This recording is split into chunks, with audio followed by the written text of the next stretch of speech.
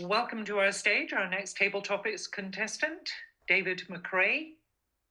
When you are 80 years old, what will matter most to you? When you're 80 years old, what will matter most to you? David McRae.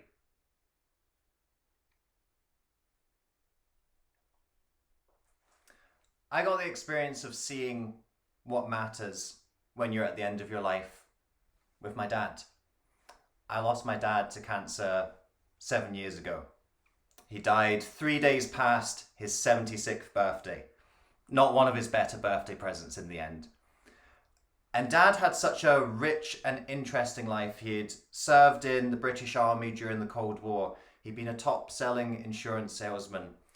He had been a hypnotherapist who helped people with their fears and phobias. And he'd shared so much of his great stories, his life experience, and his wisdom with me. But when Dad was on his final day, looking back over his life, I don't think he was fully happy with his life. My dad had 2 divorces. He had 4 children. Only 2 of us came to see him when he died. My dad was not the easiest of men to get along with, and that came from a childhood of a lot of trauma and a lot of pain, being a poor boy in a poor neighborhood, being sent to grammar school and being made fun of because of his background. He had a father, my grandfather, who was very abusive, and my dad had a lot of rage and anger in him, and unfortunately he took that out on the people closest to him. And so on that final day, there was just a few of us with him, a few who the bridges hadn't been burnt.